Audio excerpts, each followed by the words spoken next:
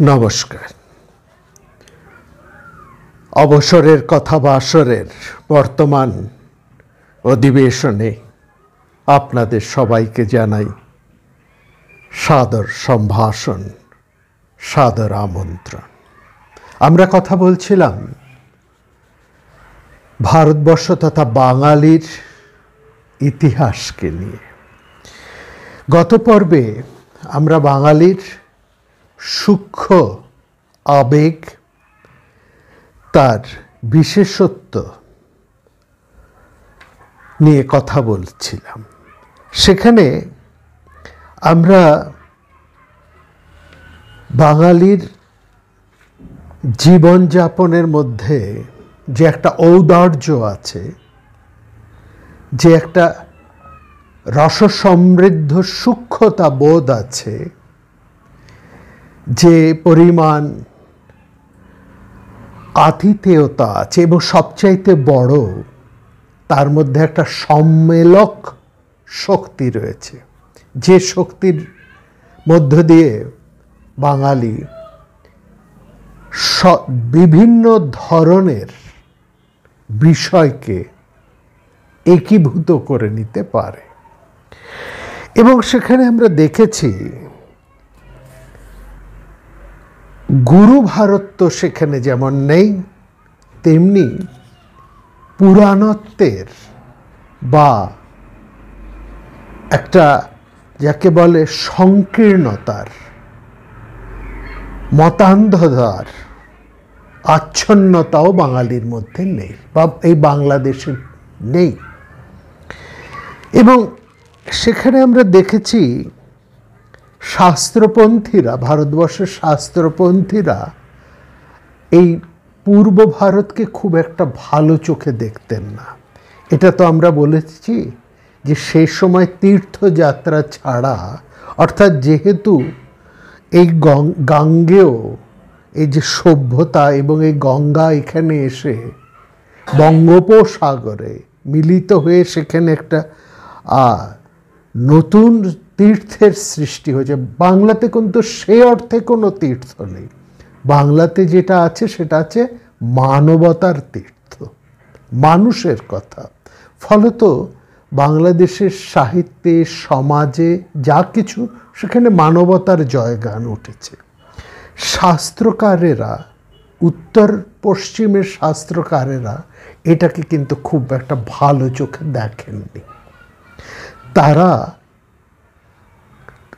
এটা বুঝতে পেরেছিলেন, এই মানবতা বোধ এটা যদি প্রচণ্ড আকারে সারা বিশ্বে ছড়িয়ে পড়ে, অর্থাৎ ভারতবর্ষের বিভিন্ন প্রান্তে যদি ছড়িয়ে পড়ে, এবং সেটা ছড়িয়ে পড়ছিল, অর্থাৎ আমরা এটা তো দেখেছি যে বৈদিক সাহিত্য, উপনিষদ, যেটা আমরা অন্য অন্য পর্বে প্রথমের দিকে পর্বগুলোকে যদি আপনার এই কথা বছরের পর্বগুলোকে যদি আপনারা একটু স্মরণ করেন, সেখানে আমরা যেমন আলোচনা করেছি, হ্যাঁ, সত্য সুন্দর মানুষের চেয়ে বড় কিছু নয়, অর্থাৎ আমাদের 12, 13 এই সমস্ত পর্বগুলোকে যদি আমরা বা 20-20তম পর্ব,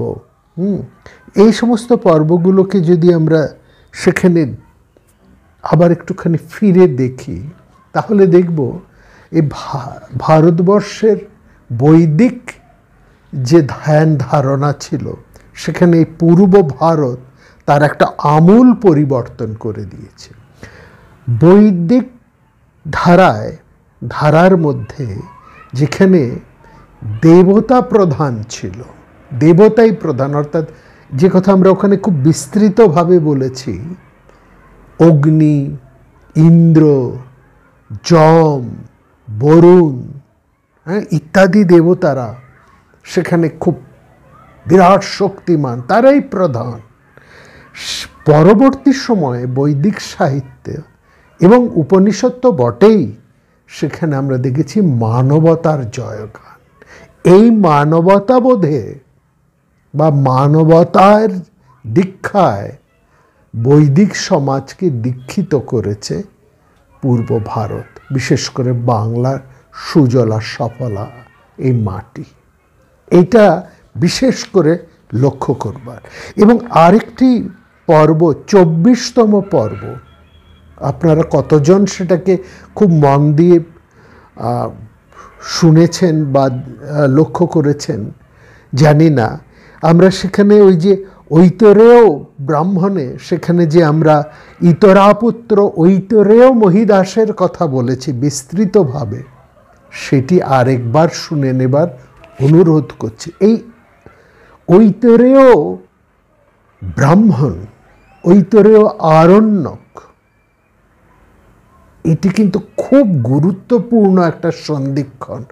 অর্থাৎ বৈদিক সাহিত্যের যে একটা বিরাট বড় বাঁক, অর্থাৎ দৃষ্টিপথের যে একটা আমূল পরিবর্তন ঘটেছে, তার একবারে যা বলবো আমরা, মানে একটা ইতিহাস, সেই বাঁকের ইতিহাস, সেই গতিপথ পরিবর্তনের যে ইতিহাস, দেবতা হতে মানবতায় পরিবর্তন, অর্থাৎ আকাশ থেকে মাটিতে নেমে আসা, এবং মাটিতেও নয় মানুষের মধ্যে সেই বিরাটকে অন্বেষণ।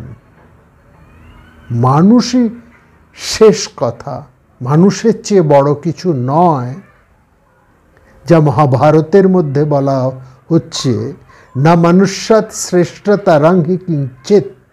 এই যে মানুষের জয়ধ্বনি, মানবতার জয়ধ্বনি, এই পাঠ, এই শিক্ষা কিন্তু পূর্ব ভারত, বিশেষ করে এই বাংলার।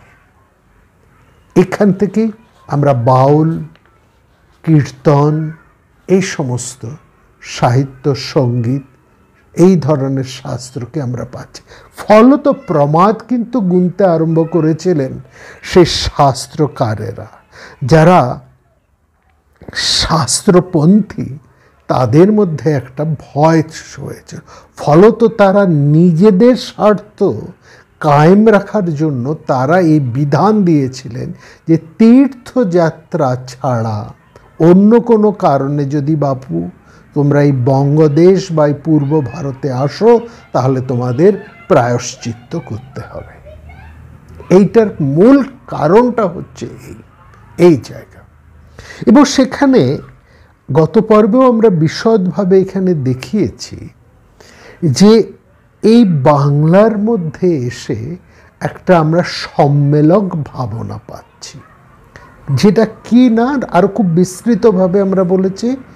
পূর্ব ভারত, পশ্চিম ভারত, দক্ষিণ ভারত, সব জায়গায় যান, সেখানে হ্যাঁ শৈবপন্থী আছে, সেখানে শাক্তপন্থীরা আছেন, সেখানে বৈষ্ণবপন্থীরা আছেন, কিন্তু সেখানে শিবের শুধু শিব, শক্তির পূজা কেবলমাত্র শক্তি, বিষ্ণু পূজা কেবলমাত্র বিষ্ণু। কিন্তু যে মুহূর্তে এই বাংলায় চলে এলো পূর্ব ভারতে, সেখানে সব একাকার হয়ে গেল, শিব ও শক্তি এক হয়ে গেল। এখানে রামচন্দ্র আর একলা রইলেন না, তিনি জানকী নাথ হয়ে গেলেন। রাম সীতা জানকী নাথ হয়ে রইলেন। সিয়ারাম, এটি মগধ বা বিহার থেকে যতটা বেশি উচ্চারিত হয়েছে, অনেক কম উচ্চারিত হয় কিন্তু উত্তর ভারতে। সেখানে রামচন্দ্র অস্ত্রধারী, তিনি প্রধান। বৈষ্ণব ভাবনার আদিক্ষেত্র দ্রাবিড় বা দাক্ষিণাত্য, নিঃসন্দেহে, কিন্তু সেখানে কৃষ্ণ একলা।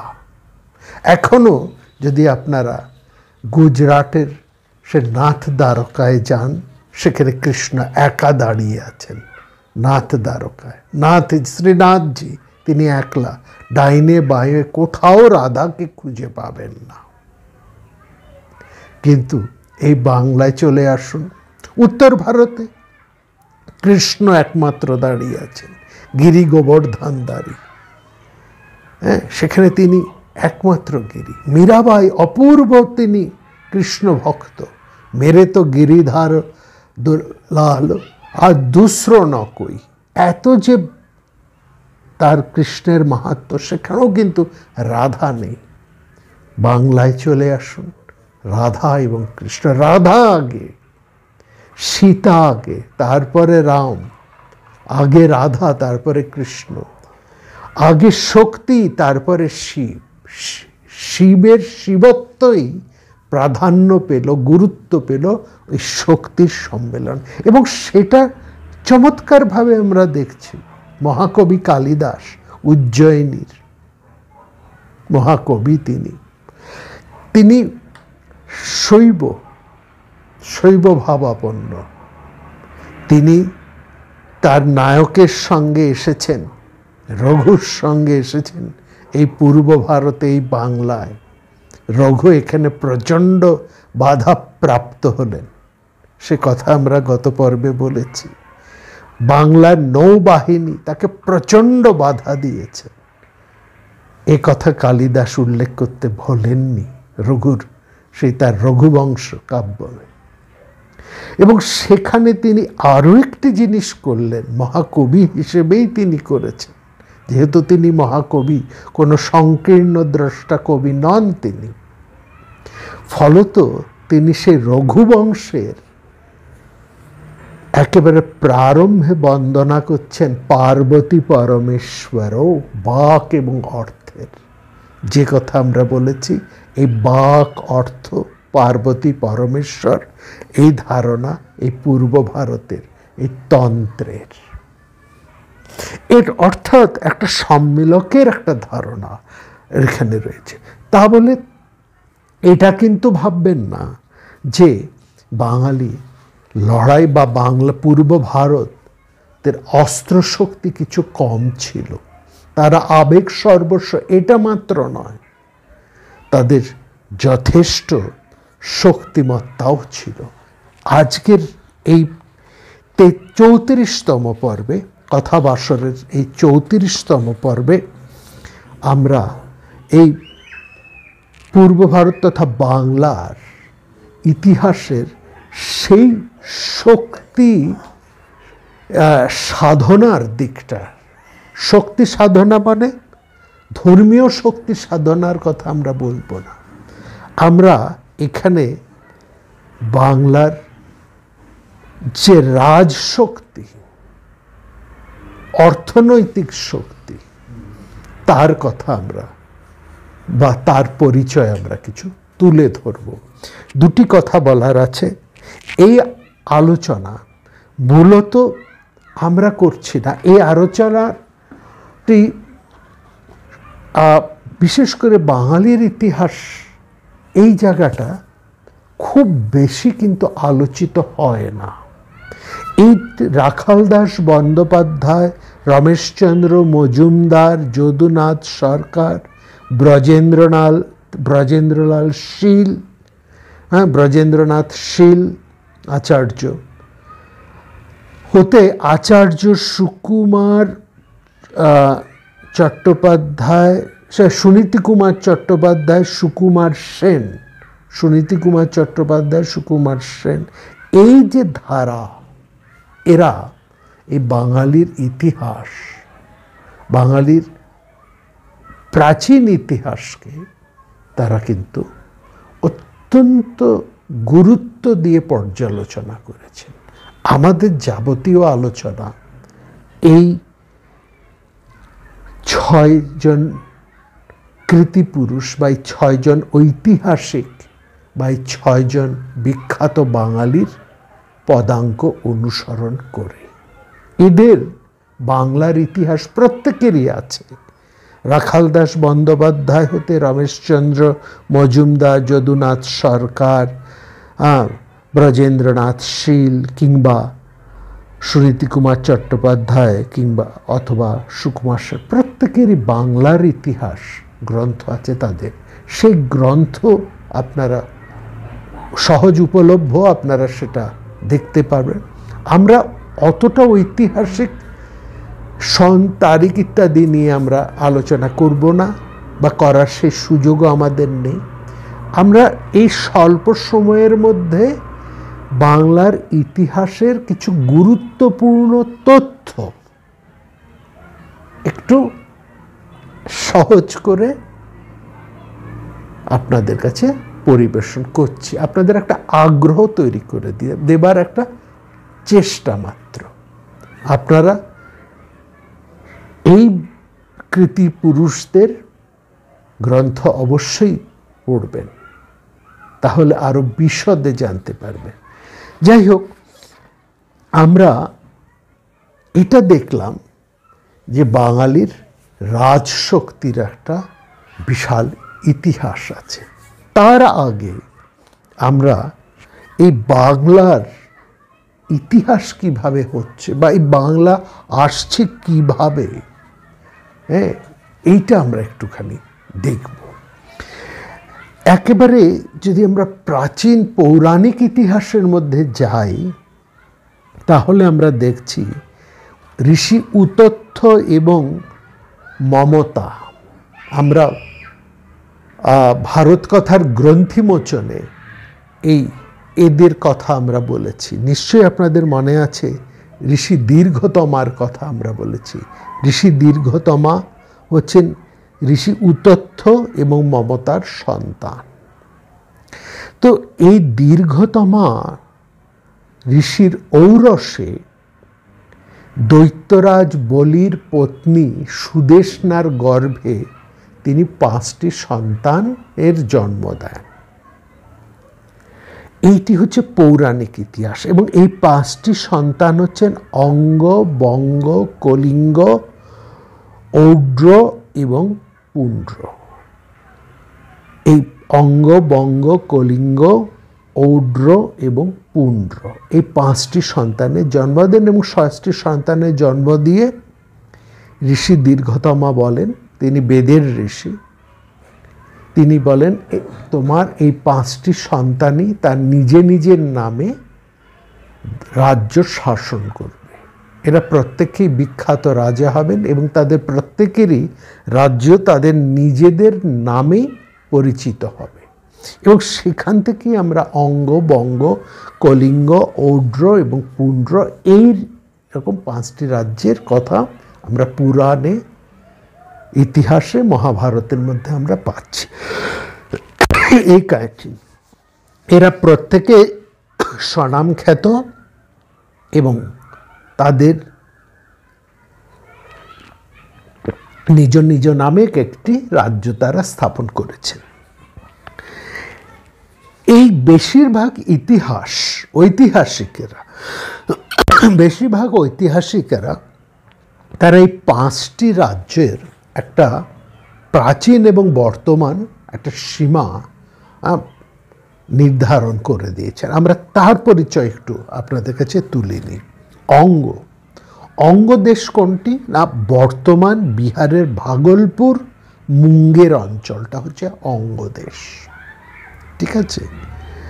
কলিঙ্গ, এটা হচ্ছে বর্তমান উড়িষ্যা এবং উত্তর অন্ধ্রপ্রদেশের কিছুটা অংশ নিয়ে। এর রাজধানী ছিল ধৌলি। এখনো হাওড়া থেকে ধৌলি এক্সপ্রেস ছাড়ে, ভুবনেশ্বর অবধি যায় এই ধৌলি ছিল এই কলিঙ্গের রাজধানী। এখানে সম্রাট অশোকের সেই বিরাট যুদ্ধ হয়, কলিঙ্গ যুদ্ধ। অঙ্গ, কলিঙ্গ। পুণ্ড্রটা নিয়ে একটু আমাদের কথা বলতে হবে, সেজন্য পুণ্ড্রটা আমরা একটু পরে আসব। আমরা সূক্ষ্ম পুণ্ড্র, অঙ্গ, বঙ্গের কথাও আসবে পরে। বঙ্গ অঞ্চলটা আমাদের এই বাংলাদেশের খানিকটা অংশ, পশ্চিমবঙ্গের খানিকটা অংশ, বিহারের খানিকটা অংশ, এইসব নিয়েছিল আমাদের সেই বঙ্গের অঞ্চলটা। হ্যাঁ, পুণ্ড্র যেটা, সেটা খুব গুরুত্বপূর্ণ এবং আমাদের এই সমগ্র ইতিহাস, বাংলার ইতিহাস, এটা এসেছে এই পুণ্ড্র থেকে কিন্তু আমরা পেয়েছি। কিভাবে পেলাম না, পুণ্ড্রটা হচ্ছে বর্তমান বাংলাদেশে যে রাজশাহী, বগুড়া এবং রংপুর এই অঞ্চলটা নিয়ে হচ্ছে পুণ্ড্র, এবং এখানের রাজধানী হচ্ছে মহাস্থানগড় বা পুণ্ড্রবর্ধন, বর্তমান নাম যেটা মহাস্থানগড়, সেটা ছিল এই পুণ্ড্র রাজ্যের রাজধানী পুণ্ড্রবর্ধন।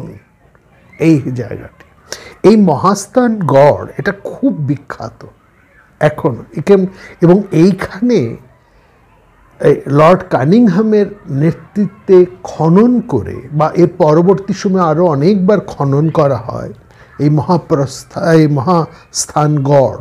এই স্থানগড় খনন করে মৌর্য, গুপ্ত, পাল, সেন এবং অন্যান্য রাজবংশের হাজার বছরের পুরনো অসংখ্য স্মৃতিচিহ্ন, ব্রাহ্মী লিপি, এই ব্রাহ্মী লিপিটা কি আসবো, এই ব্রাহ্মী লিপি সোনা, রূপ, লোহা, ব্রোঞ্জ, পাথর, কাঁসাসহ বিভিন্ন মূল্যবান ধাতব পদার্থ, পোড়ামাটির তৈরি মূর্তি, কালো পাথরের মূর্তি, হ্যাঁ, বেলে পাথরের মূর্তি, মাটি দিয়ে তৈরি খোদাই করা ইট সেখানে পেয়েছি, স্বর্ণবস্তু, শিলালিপি, তীরের ফলা, এসব আমরা পেয়েছি ব্রাহ্মী লিপি।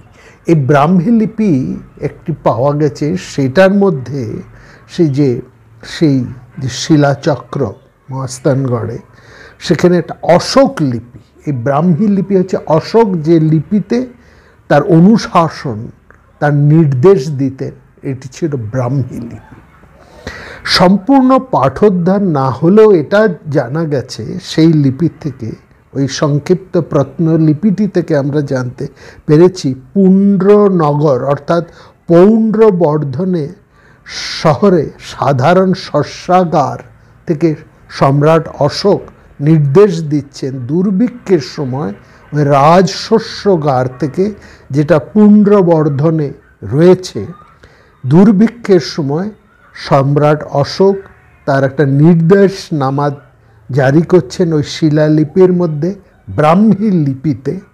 সেখানে লেখা আছে যে স্থানীয় শাসনকর্তা, তার উদ্দেশ্যে সম্রাট অশোক নির্দেশ পাঠাচ্ছেন যে দুর্ভিক্ষের সময় ধান ইত্যাদি শস্য যেন ওই সরকারি খাদ্য গার থেকে, শস্যাগার থেকে দুর্ভিক্ষ পীড়িত অঞ্চলে যেন দেওয়া হয়। এইটি একটা লিপি আমরা পাচ্ছি, ব্রাহ্মী লিপি। এরকম অনেকগুলো ব্রাহ্মী লিপি আমরা পেয়েছি। অর্থাৎ বাংলাতে যারা যারা শাসন করেছেন, একেবারে মৌর্য সাম্রাজ্য থেকে, মৌর্য, গুপ্ত, পাল, সেন এবং অন্যান্য যে সমস্ত রাজবংশ এখানে ছিলেন, তাদের নানা প্রত্নতাত্ত্বিক যে সমস্ত উপাদান, সেগুলো এই মহাস্থানগড় খনন করে পাওয়া গেছে। ইট ইজ ভেরি একটা ইম্পর্ট্যান্ট জায়গায়। সেখান থেকে আমাদের বাংলার ইতিহাস পাওয়া গিয়েছে। বাংলার ইতিহাস নিয়ে আমরা শুরুতেই বলেছি খুব বেশি আলোচনা নেই, এবং সেখানে এমন কথাও প্রশ্ন উঠেছেন, রাখাল দাস বন্দ্যোপাধ্যায় সহ অন্যান্য অনেক ঐতিহাসিকেরা এই সমস্ত লিপিগুলোকে যখন তারা পেলেন, তারা কিন্তু, এবং মহামহোপাধ্যায় হরপ্রসাদ শাস্ত্রী, তার কথা আমরা বলবো, এই বাংলার ইতিহাস নিয়ে তারা কিন্তু অনেক প্রশ্ন তুলেছেন। এবং এই যত প্রত্নতাত্ত্বিক নিদর্শন যখন উঠে আসছে, তখন কিন্তু আর এই জায়গাকে এইখানকার গুরুত্বকে অস্বীকার করা যাচ্ছে না। এবং মনে রাখবেন, তখন এই বাংলার সাথে মগধ কিন্তু এক ছিল। বাংলা এবং মগধ এক শাসকের অধীনে ছিল, এবং তখন কিন্তু সেই সময়টা এতটা গুরুত্বপূর্ণ, মগধ এতটা গুরুত্বপূর্ণ, বাংলা এবং মগধ এই অঞ্চলটা, যে শুধু এই পূর্ব ভারত নয়, সমগ্র ভারতকে শাসন করছে কিন্তু এই ইস্ট ইন্ডিয়া। পূর্ব ভারত তখন সমগ্র ভারতকে শাসন করছে এবং সমগ্র ভারত জোড় হাতে এই পূর্ব ভারতের দিকে একটু অনুকম্পা পাওয়ার জন্য তাকিয়ে আছে। এইটা বিশেষ করে লক্ষ্য করা। আমরা ঐতরেয় ব্রাহ্মণে এবং মনুশাস্ত্রে পুণ্ড জাতির উল্লেখ পাই। সেখানে ঐতরেয় আরণ্যক, যে কথাটা আমরা বলেছি যে আমাদের ওই যে ঐতরেয় ইতরাপুত্র ঐতরেয় মহিদাসের যে পর্বটার এতটা গুরুত্ব আমরা আবার আপনাদেরকে আরেকবার শুনবার অনুরোধ এই জন্য করছি যে এইখানে এই ঐতরেয় আরণ্যকে বঙ্গ শব্দের সর্বপ্রাচীন উল্লেখ সেখানে পাওয়া যাচ্ছে। এটা বিশেষ করে, অর্থাৎ ঐতরেয় রচনাকালে ঐতরেয় আরণ্যক যখন রচনা হচ্ছে সেই সময় বঙ্গ, মগধ এবং চের অর্থাৎ কেরল, চের হচ্ছে কেরল, এদেরকে এদেশের বাসিন্দারা মানে অন্যান্য ভারতবর্ষের অন্যান্য প্রান্তে উত্তর পশ্চিম প্রান্তের বাসিন্দারা তারা অর্থাৎ আর্যরা তারা এদেরকে পক্ষীবৎ জ্ঞান করতেন, পাখি বলতে এরা পাখি মানে এখানকার ভাষা এরা বলতে পাখির মতন কিচির বিচির করে কথা বলছে।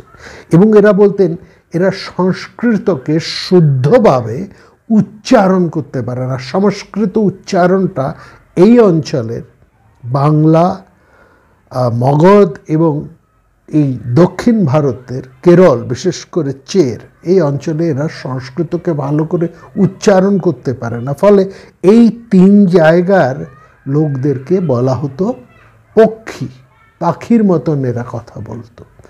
এবং আমাদের একটা এই ধরনের একটা জিজ্ঞাসা থেকে যায়, এই যে পাখির টোটেমের কথা আমরা বলছি না, পক্ষী টোটেম যারা ব্যবহার করতেন, এই গরুর নাগ টোটেম যারা ব্যবহার করতেন, নাগেরা তো এইখানকার মানুষ, দ্রাবিড় এবং বাংলা। আমরা আগের পর্বেই বলেছি যে দ্রাবিড়দের সাথে এই পূর্ব ভারত বিশেষ করে বাংলার একটা নাড়ির যোগ আছে। আরেকটা কথা এখানে বলে রাখি, এই যে চের যাদের কথা বললাম বর্তমান যারা কেরল, তারাদের উৎপত্তি কিন্তু এই পূর্ব ভারত থেকে। চেরেরা কিন্তু পূর্ব ভারতের লোক। তারা এই পূর্ব ভারত থেকেই অর্থাৎ এই বঙ্গ উপকূল থেকেই তারা কিন্তু আর্যদের দ্বারা বিতাড়িত হয়ে দক্ষিণ ভারতের ওই সমুদ্র প্রান্তে তারা গিয়েছেন। অর্থাৎ কেরালা এবং বাংলা একটা কিন্তু আত্মিক যোগ রয়েছে। এইটা বিশেষ করে এই যে আমরা গত পর্বে বলেছি কেরালার বাড়ি ঘর, কেরালার আচার অনুষ্ঠান, তাদের বিবাহ প্রথা, শবদাহ মৃত্যু ইত্যাদি যাবতীয় যা কিছু, অর্থাৎ শুধু কেরল এবং কেরল নয়, পুরো দ্রাবিড়ের যে সংস্কৃতি তার সাথে বাংলা সংস্কৃতির যে একটা মিল, এবং তার মধ্যে কেরলের সাথে বাস্তুগত নির্মাণ থেকে আরম্ভ করে ভাবগত যে ঐক্য, তার কারণটা হচ্ছে এটাই যে এদের উৎপত্তি কিন্তু দক্ষিণ ভারত নয়, তারা এই পূর্ব ভারত থেকে অর্থাৎ এই বঙ্গ উপকূল থেকেই তারা কিন্তু ওই দক্ষিণ উপকূলে দক্ষিণ ভারতে তারা গিয়ে বসতি স্থাপন করেছেন। কেরালাদের আদি নিবাস কিন্তু বাংলা। এই যোগসূত্রটা ভীষণ গুরুত্বপূর্ণ, এইটা মনে রাখবেন। এই জায়গাটা অস্বীকার করার কিছু নেই। এবং এইটাকে বুঝলেই, এই গুরুত্বটা বুঝলেই দ্রাবিড়ীয় সভ্যতার সাথে এই পূর্ব ভারতীয় সভ্যতার যে একটা চমৎকার মিল আমরা খুঁজে পাচ্ছি, একটা ভাবগত ঐক্য যে আমরা খুঁজে পাই, সংস্কৃতিগত যে ঐক্য এবং ভাষাগত একটা ঐক্য সেখানে আছে, আচার অনুষ্ঠানগত তো আছেই, তার কারণটা এখানে কিন্তু খুব ভালো করে বোঝা যায়। এইটা বিশেষ করে লক্ষ্য করবার কথা বলছি।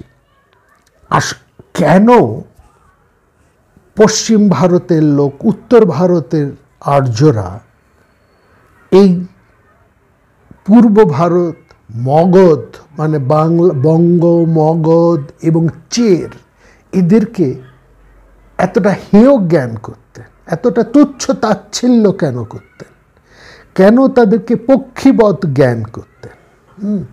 অর্থাৎ এই মনে রাখবেন, অঙ্গ, বঙ্গ, মগধ, মিথিলা প্রভৃতি উত্তরাপথের পূর্ব সীমান্তস্থিত এই সমস্ত প্রদেশসমূহ কিন্তু নবাগত আর্যদের কাছে অপরিচিত ছিল না।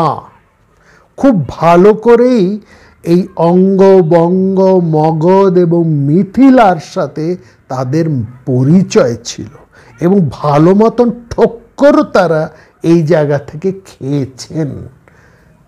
এই অসূয়া বা এই একটা হেয় দৃষ্টি, এটা দুটো কারণ থেকে হয়। একটা হয় আই এম সুপ্রিম, আমি সুপিরিয়র, ওরা আমার থেকে ইনফিরিয়র, এই জ্ঞান থেকে হয়, অর্থাৎ সুপেরিয়রিটি থেকে আরেকটা হয় ইনফিরিয়রিটি কমপ্লেক্স থেকে হয়। সুপেরিয়রিটি কমপ্লেক্স থেকেও হেয় জ্ঞান হয়, আবার ইনফিরিয়রিটি কমপ্লেক্স থেকেও কিন্তু হেয় জ্ঞান হয়।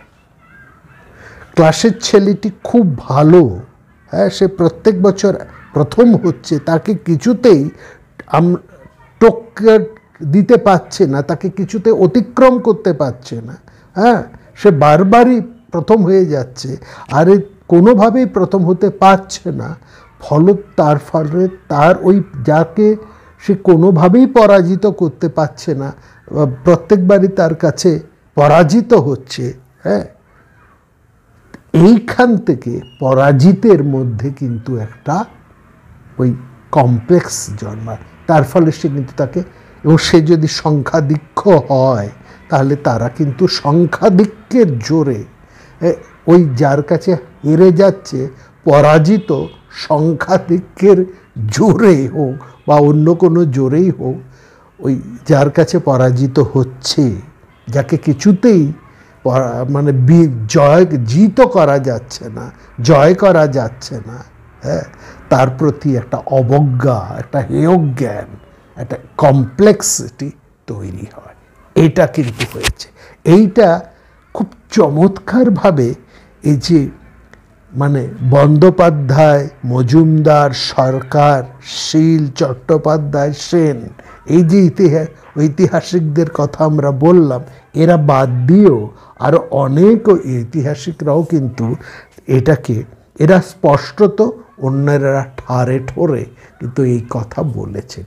কথাটা কি না, আমরা বললাম যে অঙ্গ, বঙ্গ, মগধ, মিথিলা, এই যে উত্তরাপথের পূর্ব সীমান্তস্থিত যে প্রদেশগুলো, হ্যাঁ, এদের পরিচয় নবাগত আর্যরা খুব ভালোভাবেই জানতেন।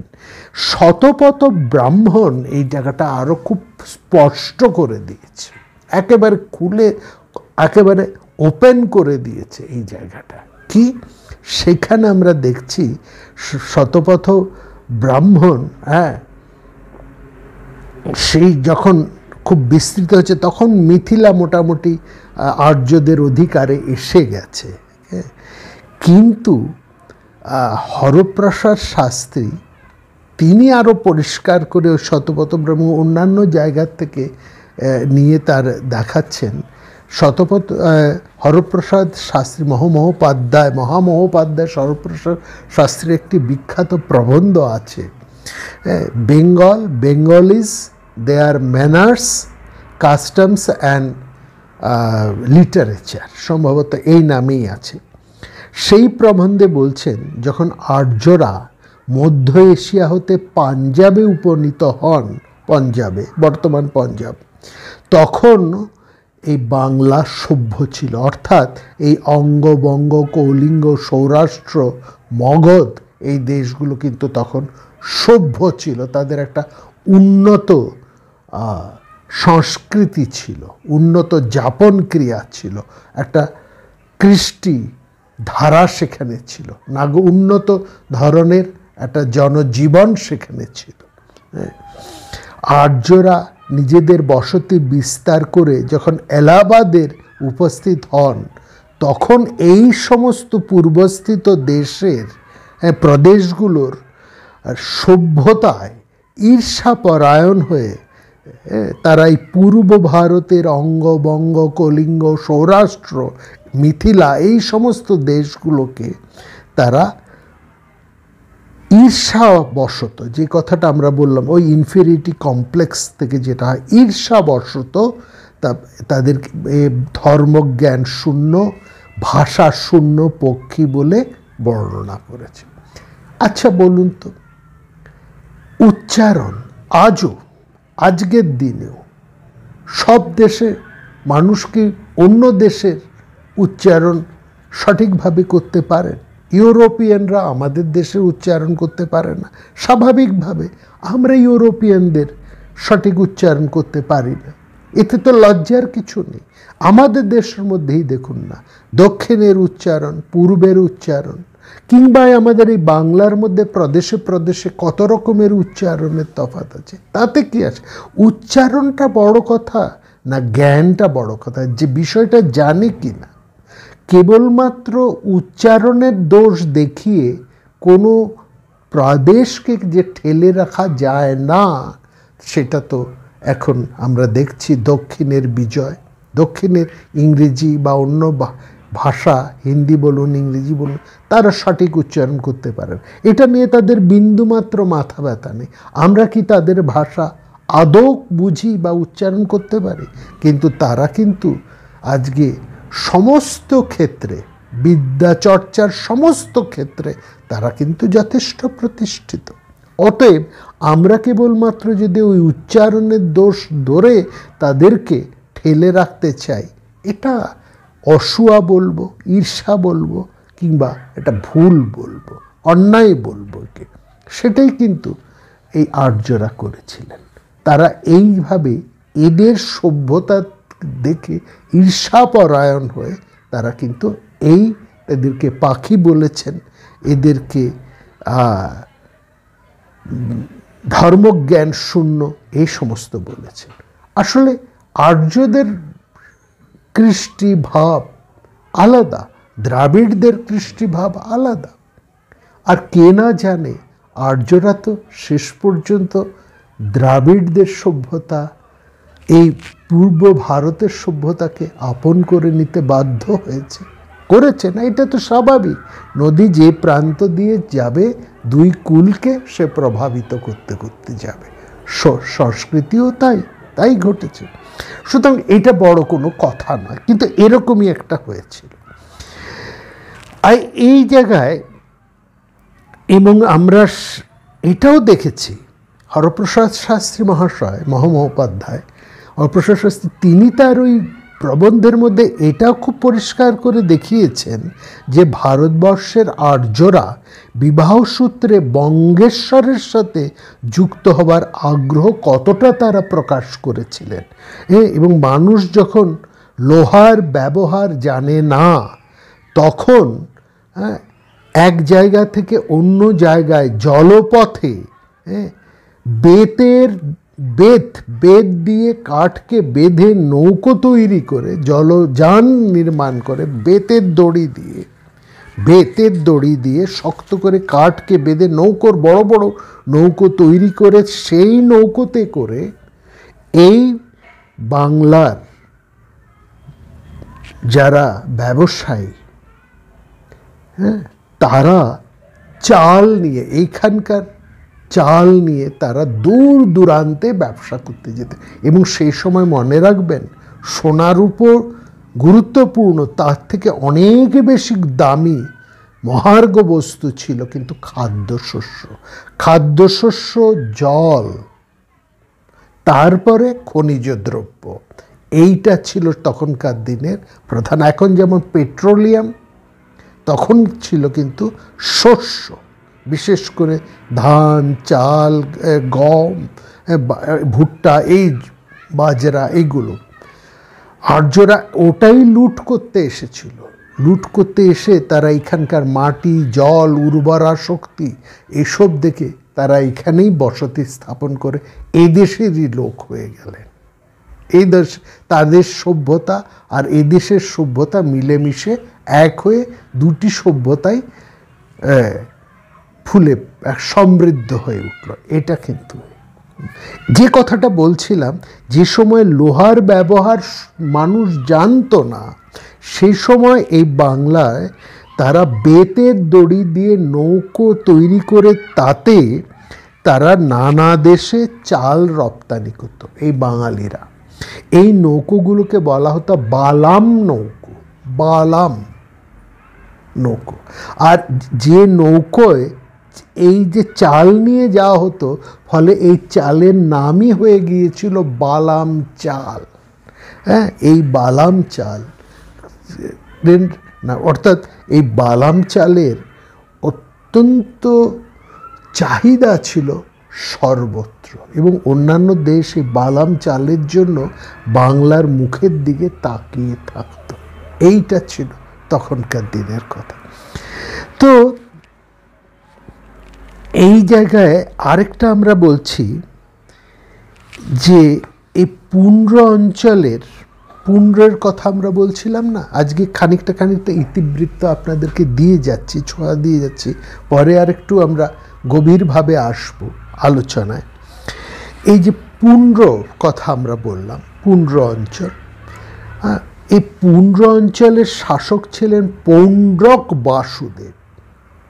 মনে রাখবেন, পৌণ্ড্রক বাসুদেব। তিনি মহারাজ জরাসন্ধের একেবারে প্রায় বলা যায় ডান হাতের মতো ছিলেন, অত্যন্ত মিত্র ছিলেন। এক সময় মগধ, এই জরাসন্ধের মগধ ছিল সবচেয়ে ক্ষমতাবান শক্তিশালী রাজ্য। উত্তর পশ্চিম ভারত, যেটা আমরা বলেছি, এই মগধেরই অন্তর্ভুক্ত হয়ে থাকত, এবং সমগ্র ভারতবর্ষ তখন এই মগধের দিকে জোড় হাত হয়ে তাকিয়ে থাকতো একটু অনুকম্পা পাওয়ার জন্য। এবং এই যে 5টি রাজ্যই যেহেতু মগধের অন্তর্ভুক্ত ছিল, অঙ্গ, বঙ্গ, কলিঙ্গ, পুন্ড্র, যা এই যে কথাগুলোর আমরা নাম বললাম, হ্যাঁ, অঙ্গ, বঙ্গ, কলিঙ্গ, ঔড্র এবং পুন্ড্র। তো এই 5টি রাজ্যই তার প্রধান ছিলেন মগধ রাজ্য জরাসন্ধ, এবং প্রত্যেকটি রাজ্যই কিন্তু লক্ষ্য করবেন মহাভারতের যুদ্ধে তারা দিল্লির বিরুদ্ধে, অর্থাৎ দিল্লি দুর্যোধনের পক্ষভুক্ত হয়ে তারা যুদ্ধ করেছিল, এবং পরবর্তী সময় এই প্রত্যেকটি রাজ্যই কিন্তু দিল্লীশ্বরের বিরুদ্ধে যুদ্ধ করেছিলেন। একটা জিনিস লক্ষ্য করুন, সেই প্রাচীন সময় থেকে এই পূর্ব ভারত কখনোই দিল্লীশ্বরের অধীনতা স্বীকার করেনি। এই দিল্লির সাথে পূর্ব ভারতের এই যে বিরোধ, একটা নীতিগত বিরোধের জায়গা, একটা রাজনৈতিক বিরোধের জায়গা, এটা কেবলমাত্র এখনকার রাজনৈতিক ইতিহাসে নয়, খুব ভালো করে লক্ষ্য করার, বর্তমান রাজনৈতিক ইতিহাসে না, একেবারে সুপ্রাচীন সময় থেকে অঙ্গবঙ্গ, কলিঙ্গ, পুন্ড্র, ঔড্র অর্থাৎ মগধ, এই সময় থেকেই কিন্তু পূর্ব ভারত সবসময় দিল্লীশ্বরের বিরোধিতা করে এসেছে। এবং বারবার দেখেছি দিল্লীশ্বরের বিভিন্ন রাজারা এই রাজ্যগুলোকে আক্রমণ করেছে, এদেরকে অধিকার করার চেষ্টা করেছে, এবং এরা প্রবলভাবে বাধা দিয়েছে, এবং যখনই সুযোগ পেয়েছে তখনই তারা নিজেদেরকে স্বাধীন বলে সর্বপ্রথম ঘোষণা করে দিয়েছে। এই যে ঘটনাটা, এই যে ইতিহাসটা, এই যে বিরোধের রাজনীতিটা পূর্ব ভারত বনাম উত্তর ভারতের, এটা কিন্তু বিশেষ করে লক্ষ্য করার মতন। হ্যাঁ, এটা বর্তমান ইতিহাস নয়, এই 40-50 বছরের ইতিহাস নয়, আরও প্রাচীন, একেবারে আদির থেকে, গোড়া থেকে সেই ধারাটাই যেন চলছে। এবং আমরা যে কথাগুলো এখানে এরপরে বলবো, সেই জায়গাগুলোতে কয়েকটা বিষয় আপনাদের একটু আমরা লক্ষ্য করতে বলবো। হ্যাঁ, এই যেমন কতগুলো তথ্য আমরা দিয়ে যাচ্ছি, তার মধ্যে বাংলাদেশের ইতিহাসের প্রতি গুরুত্বটা ঐতিহাসিকদের চোখে কখন আরও পড়ল, আগে পড়েনি। প্রথম পড়ছে উত্তর পশ্চিম থেকে আর্যরা যখন এই দেশ অধিকার করার একটা চেষ্টা করছে, সেই সময় থেকে।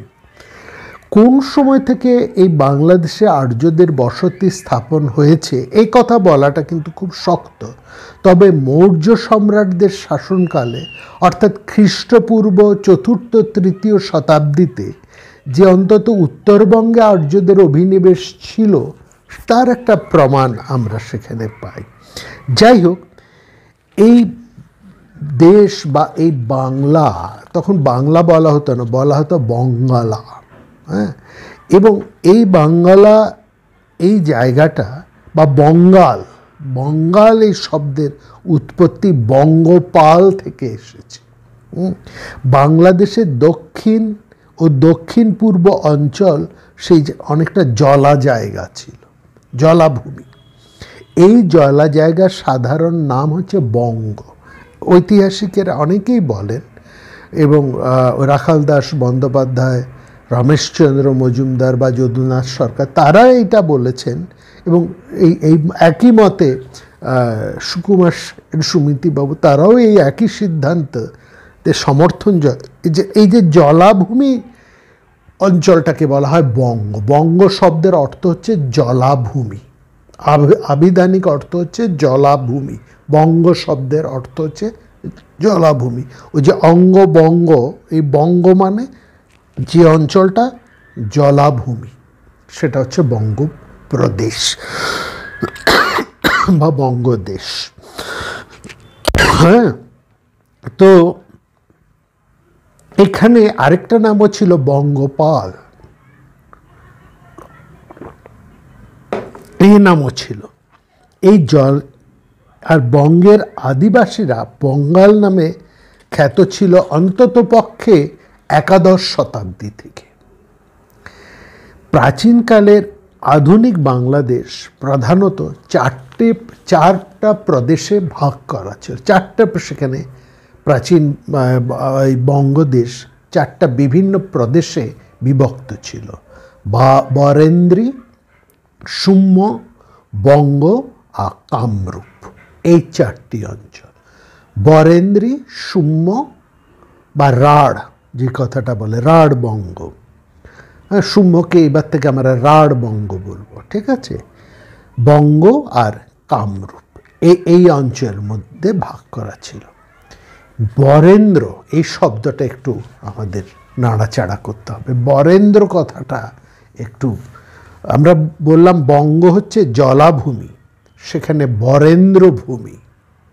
বরেন্দ্র বঙ্গ শব্দের অর্থ যেমন জলাভূমি, বরেন্দ্র শব্দের আবিধানিক অর্থ হচ্ছে উঁচু ভূমি।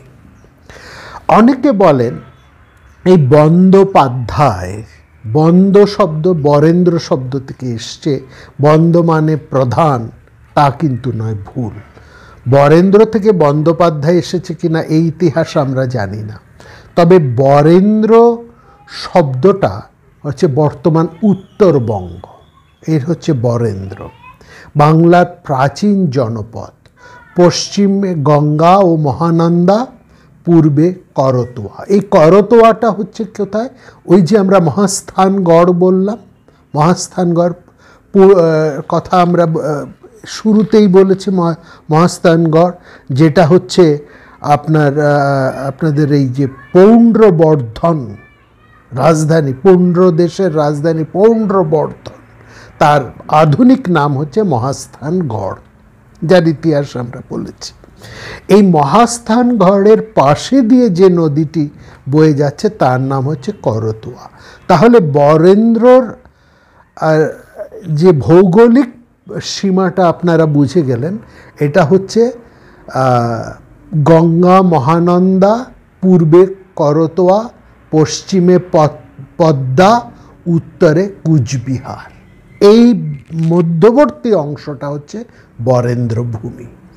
হ্যাঁ, বর্তমান বাংলাদেশের রাজশাহী হচ্ছে বরেন্দ্র অঞ্চল, অর্থাৎ বগুড়া, রংপুর, দিনাজপুর, গাইবান্ধা, এগুলো সব হচ্ছে বরেন্দ্র অঞ্চল। বরেন্দ্র শব্দটা লক্ষ্য করবেন, বরেন্দ্র কথাটা এসছে বারিন্দা থেকে, বারিন্দা। বারিন্দার কথাটা একটু চেনা চেনা লাগছে কি? আমরা বারিন্দা অনেকেই বলেন, বা পূর্ববঙ্গের মানুষেরা কিন্তু বারিন্দা কথাটা খুব বলেন। আমরা এই পশ্চিমবঙ্গে মানুষেরা তাকে বলেন বারান্দা। বারান্দা বা বারিন্দা যাই বলা হোক না কেন, সেটা ঘরের একটু উঁচু জায়গাকে বলে।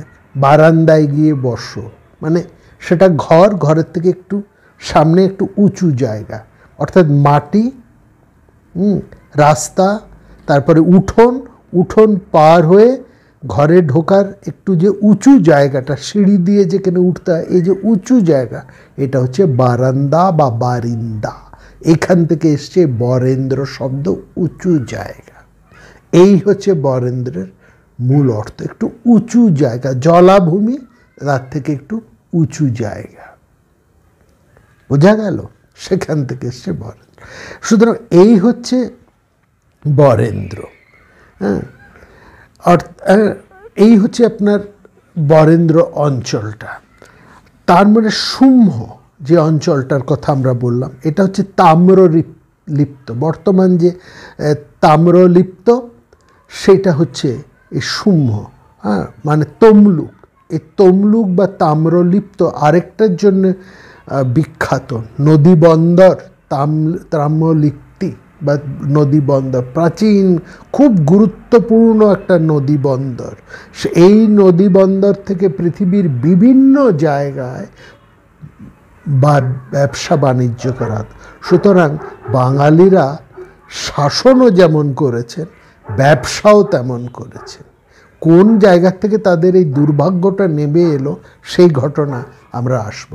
এইটা বাঙালির কিন্তু ইতিহাস নয়। বাঙালি কেবলমাত্র আবেগপ্রবণ নরম জাতি, কেবলমাত্র হ্যাঁ, ভাবের দিক থেকেও উচ্চ, ক্ষমতার দিক থেকেও তারা উচ্চ, এবং তারা কিন্তু ভারতবর্ষের সর্বপ্রথম ব্যবসার দৃষ্টিটা এই পূর্ব ভারত থেকে কিন্তু হয়েছে। এইটা মনে রাখবে। নদীমাতৃক বন্দর তাম্রলিপ্ত বা তাম্রলিপ্তি যেটা, সেটা এই তমলুক বা এই শুম্ভ, এই রাঢ় অঞ্চল। হ্যাঁ, এই শুম্ভ এটা হচ্ছে এইটার অংশ কীরকম ছিল তার ভৌগোলিক পরিচয়টা একটু আপনাদের দিয়ে রাখি।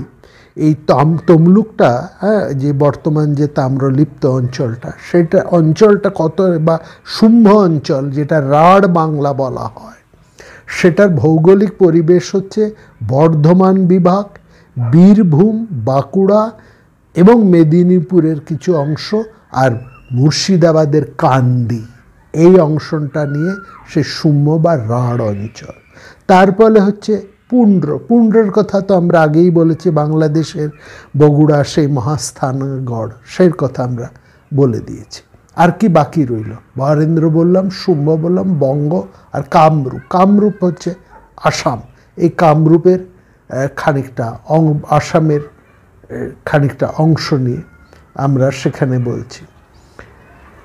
এই রাজশাহী বিভাগ বা বরেন্দ্র অঞ্চল, এইটার আরেকটু ছিল, মানে ইস্ট ইন্ডিয়া কোম্পানি যখন এলো শাসন করছে, তখনও কিন্তু বরেন্দ্র অঞ্চলই বলা হতো। হ্যাঁ, এই বরেন্দ্র অঞ্চলটা তখনও কিন্তু ইস্ট ইন্ডিয়া কোম্পানির শাসনের মধ্যেও তারা কিন্তু বরেন্দ্র অঞ্চল হিসেবেই তাদের ওই ম্যাপের মধ্যে তারা দেখিয়েছেন।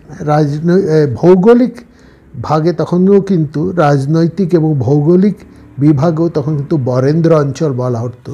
অর্থাৎ রাজশাহী বিভাগ, দার্জিলিং, জলপাইগুড়ি, মালদহ, দিনাজপুর উত্তর এবং দক্ষিণ, রংপুর, বগুড়া আর পাবনা, এইটা নিয়ে সম্পূর্ণ বরেন্দ্র অঞ্চল। এবং মনে রাখবেন নাটোর, নওগাঁ এই তখন কিন্তু রাজশাহীর অন্তর্ভুক্ত ছিল। এই বিরাট অংশটা হচ্ছে বরেন্দ্র অঞ্চল, সেই জায়গার কথা আমরা বলেছি।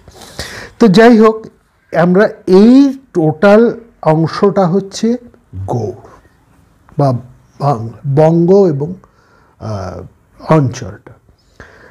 গৌড় কথাটা, গৌড় দেশ যেটা ওই গুড় থেকে আমরা বললাম গৌড়, সেইটা বলতে সাধারণত রাঢ়, বারন্দ্রী এবং উত্তর ও পশ্চিম বাংলা, অর্থাৎ উত্তর বাংলা এবং পশ্চিম বাংলা। আর বঙ্গ শব্দটা শুধু বঙ্গ যদি বোঝানো হয়, তখন বঙ্গ বলতে বঙ্গ এবং কামরূপ, অর্থাৎ দক্ষিণ পূর্ব উত্তর পূর্ব বাংলা বোঝাতো। দক্ষিণ পূর্ব বাংলা আর উত্তর পূর্ব বাংলা এই অংশটা নিয়েছিল বঙ্গপ্রদেশ, বঙ্গপ্রদেশের এই জায়গাটা। তাহলে বারেন্দ্রী, সূক্ষ্ম বা রাঢ়, বঙ্গ আর কামরূপ এই অঞ্চলটা হচ্ছে টোটাল বাংলাদেশের একটা ভৌগোলিক পরিচয় ছিল, এইটুকু। এবং সেই সময় শাসন কার্য পরিচালনার জন্য বাংলাদেশ তখন 4 ভাগে ভাগ করা হতো। একটা হচ্ছে পৌণ্ড্রবর্ধন ভুক্তি, ইতিহাসের মধ্যে আমরা পাই পৌণ্ড্রবর্ধন ভুক্তি, অর্থাৎ পৌণ্ড্রবর্ধন মানে সেই পৌণ্ড্রবর্ধন কোন যে অংশের মধ্যে আমরা পেয়ে পাচ্ছি, পুণ্ড্র অংশের মধ্যে, অর্থাৎ পৌণ্ড্রবর্ধন ভুক্তি। আরেকটা পাচ্ছি বর্ধমান ভুক্তি, আরেকটা পাচ্ছি দণ্ডভুক্তি, আর একটা পাচ্ছি প্রাগজ্যোতিষপুর। দণ্ডভুক্তি এটা একটু নতুন শোনা গেল। দণ্ডভুক্তিটা হচ্ছে হুগলি, মেদিনীপুর এই অঞ্চলটাকে বলছে দণ্ডভুক্তি অঞ্চল। এইভাবেও কিন্তু শাসন ক্ষমতা চালানোর জন্য ভাগ করা হয়েছে। পৌণ্ড্রবর্ধন ভুক্তির মধ্যে ছিল বাংলা, দণ্ডভুক্তির মধ্যে ছিল দক্ষিণ পশ্চিম বাংলা,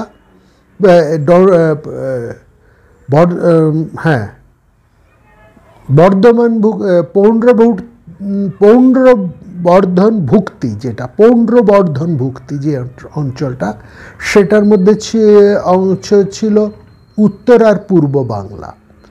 বর্ধমান ভুক্তির মধ্যে ছিল পশ্চিম বাংলা, দণ্ডভুক্তির মধ্যে ছিল দক্ষিণ পশ্চিম বাংলা আর উড়িষ্যা এবং ছোট নাগপুরের সমগ্র অংশ, সংলগ্ন অংশ।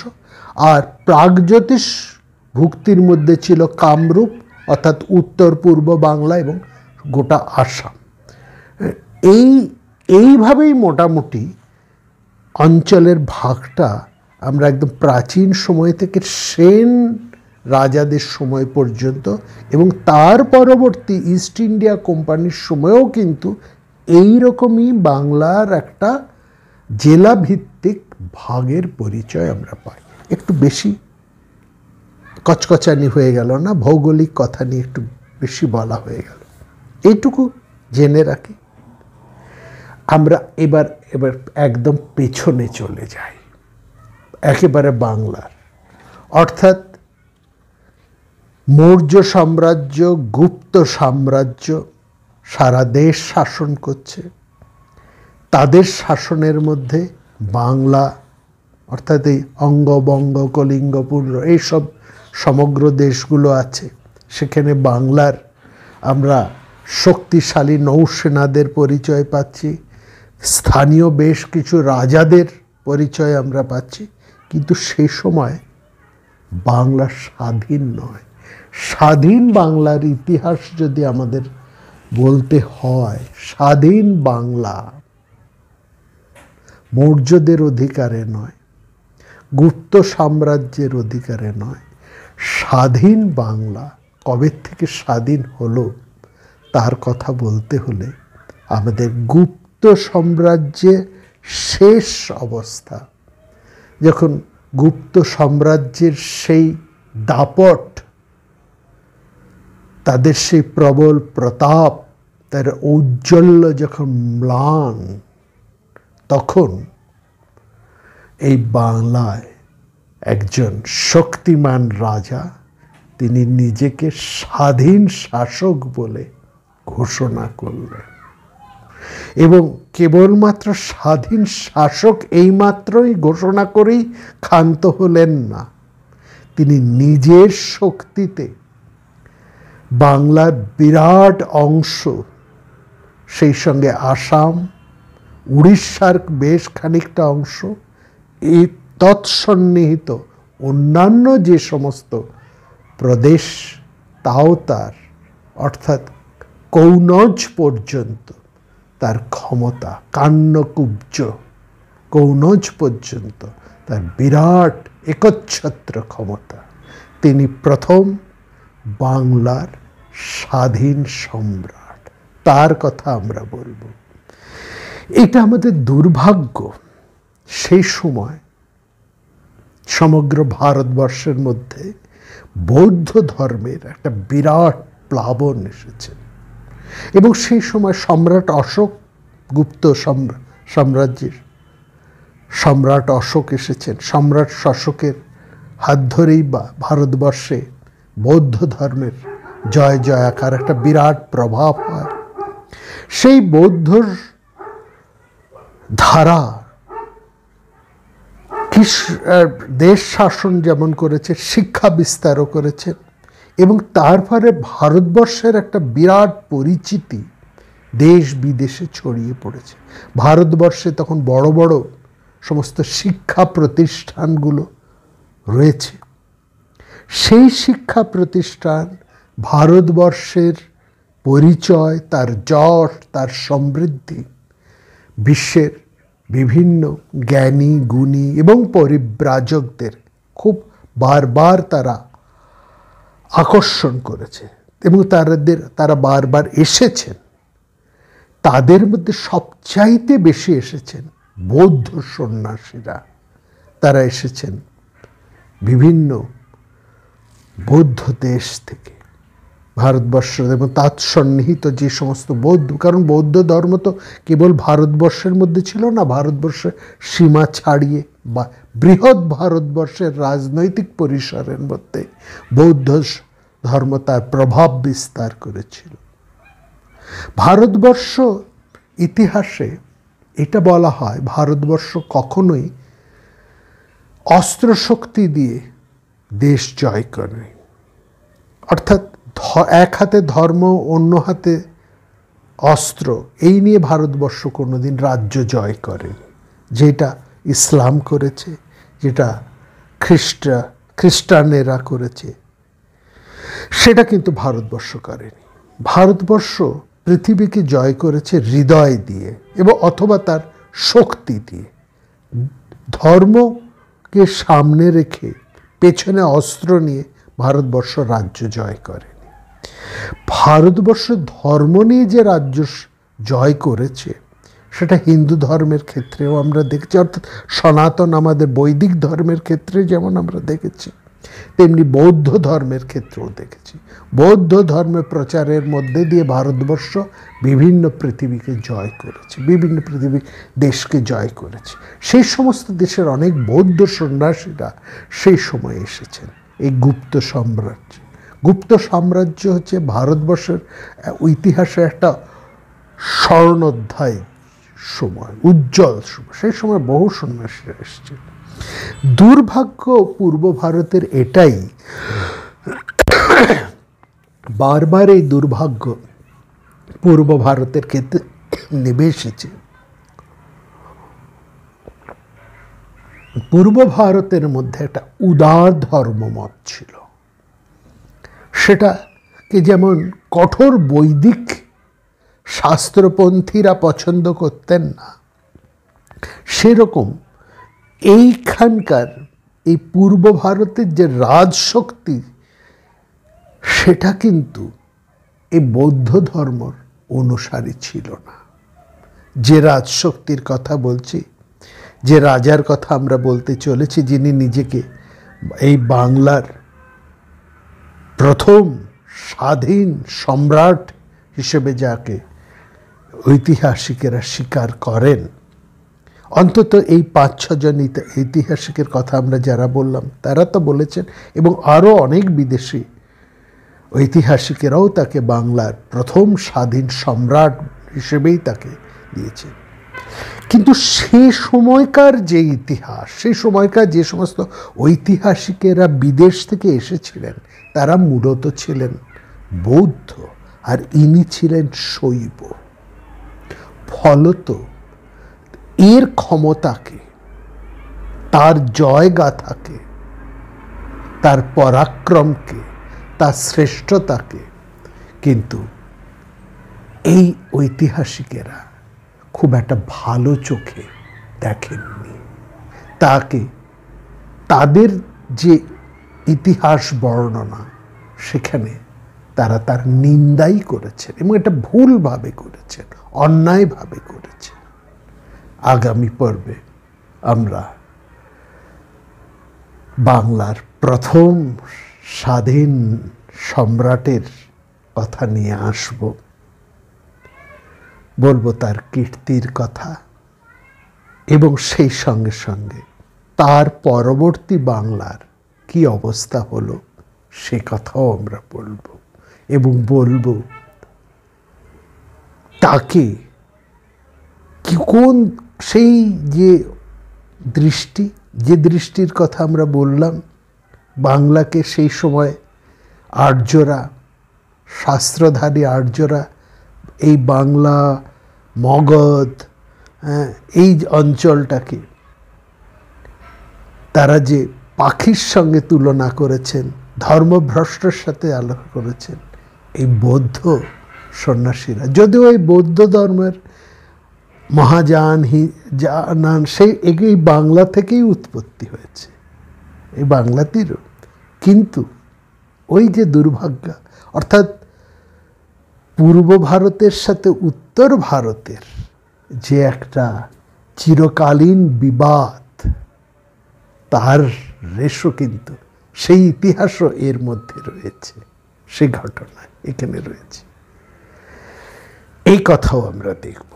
অতএব আমাদের দেখা হবে, কথা হবে আগামী পর্বে।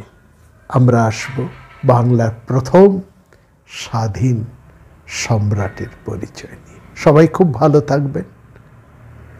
মনে রাখবেন, আমরা এখানে ইতিহাসের সেই বিস্তৃত তথ্য নিয়ে আলোচনা করছি না, ইতিহাসকে প্রাধান্য দিয়ে সেই সময়কার কিছু গল্প কথা, কিছু ইন্টারেস্টিং তথ্য, এবং আমাদের এই বাংলার ইতিহাসের তার ভাগ্য, তার যশ, তার বীর্যবত্তা, তার ঐতিহ্য এবং তার দুর্ভাগ্য, সবটা নিয়েই আপনাদের কাছে পর্বান্তরে আসব। খুব ভালো থাকবেন সবাই। দেখা হবে পরের পর্বে।